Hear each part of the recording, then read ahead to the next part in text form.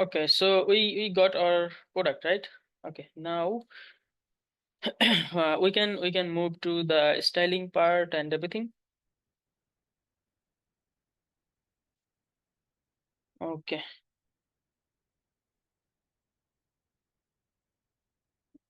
so all right.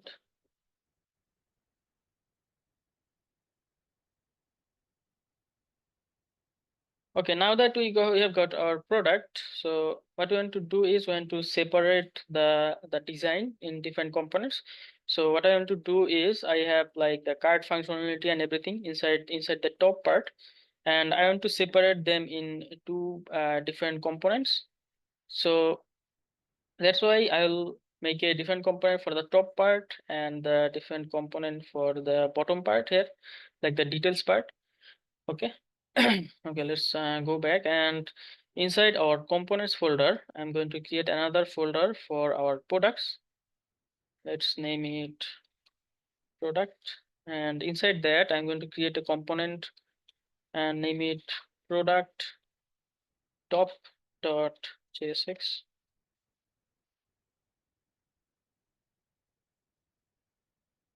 Okay. And it is going to take the product as props. Alright. And now what we can do is we can just simply call that component product top, and let's pass the product as a params or props. Okay, so we have got our product top. So before that, let's go back to here and let's explore our like the data structure. So inside our product, we have like our discount. So if we have any discount, we'll have to counter for that. And then we have tax, we have shipping costs, we also have some metadata. And then we also have tags, and we also have some gallery section where the some galleries or data's images are coming from. And then we have some attributes and variations. So actually I do not have any attributes here.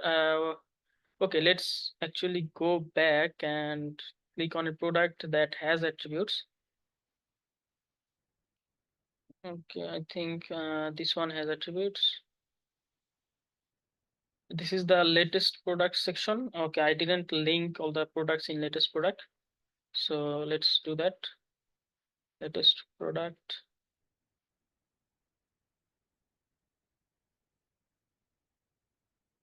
Okay, here.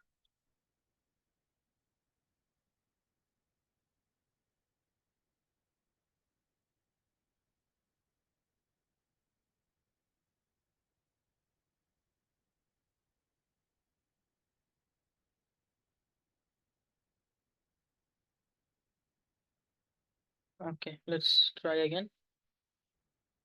Okay, now it works. Now what we have to do is we want to check the console log from here. Okay, do we have variants here? Yes, we have attributes and we also have variations. Okay, let's take this one. So if you are wondering how I'm getting all the data, I'm using a VS Code extension called Console Ninja. You can this one you can add it to your VS Code, so you can see all the console inputs directly in your code. You do not have to go to the browser. And okay, so we didn't get the gallery data, I think.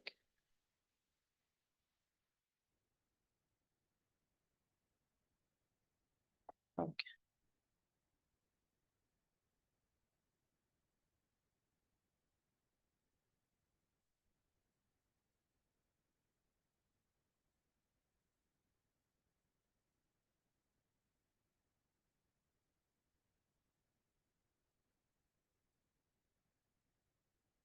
Okay, so we have got our gallery section, and this is our attributes. So attributes, these are all maintained from the admin backend.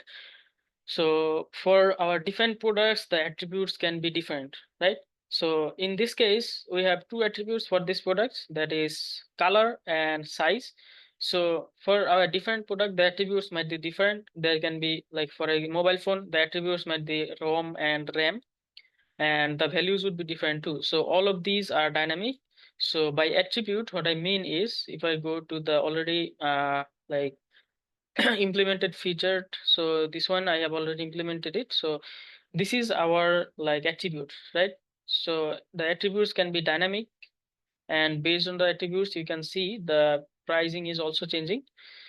So then we have, after attributes, we have like variations. So these variations are coming from our attributes. So like based on attributes, like whatever attributes each product has, the variations are made for each product, and you can set up different discounts and set up different price, and also the stock. So everything is different for each variations. So as you can see, the first variation is color black and size S, and then color blue size S. So the variations, all of these are coming from the backend. So how are these made? We do not have to worry about that, but we have to know that the variation, what the variations we are getting. So whenever we are working with a project, we should always work with the backend developer, or if the backend is ready, we should communicate with them to learn about the data structure and how they are planning to implement them in the front end.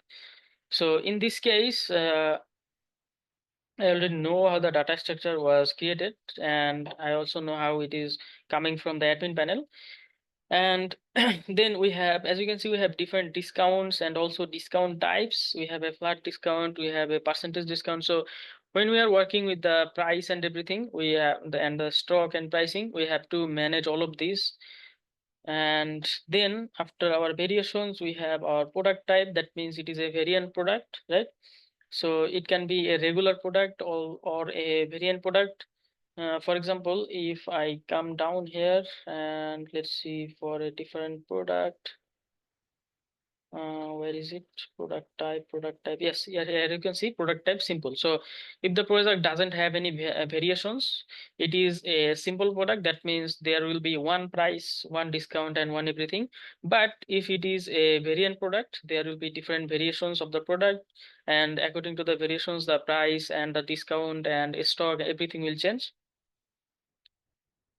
Okay. All right, let's go back again.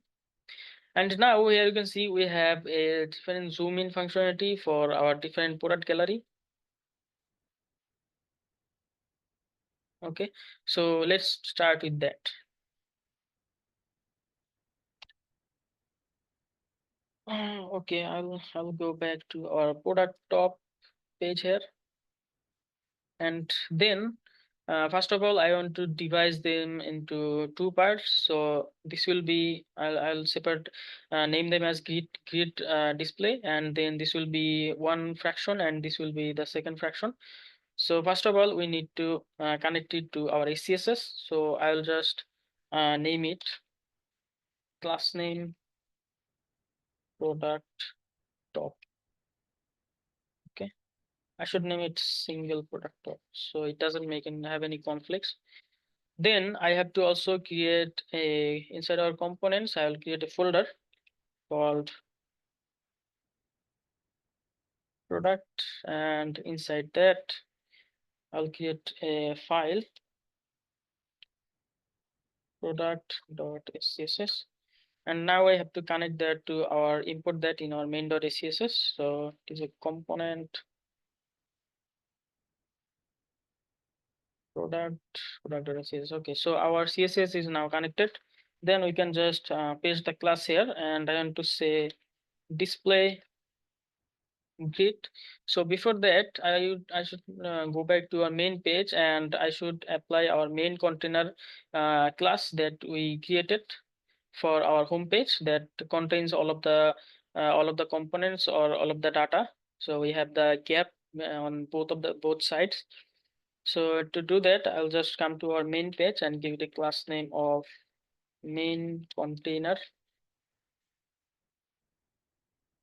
Okay, now, okay, let's return, write something, and then we can check if it is working. Okay, so the main container class is working. Now, what I want to do is inside display grid, I want to say uh,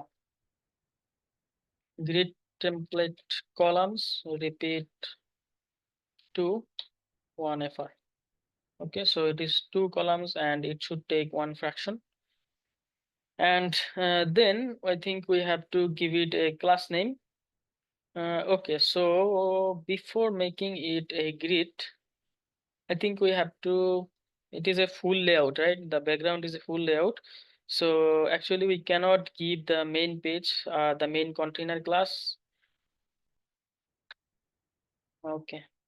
The product top, I think I'll give it a, first of all, I'll give it a background color, and it should come from our variables. It should be, okay, let's open our variable file, then it will show us suggestions. Okay, it is BG gray. Let's take that. Okay.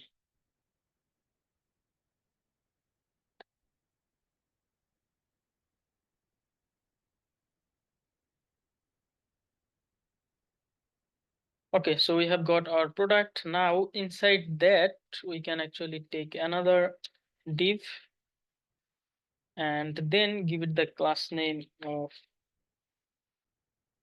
my container. Okay, and put everything under that. Okay, so we have a full layout background and product details and everything. Okay,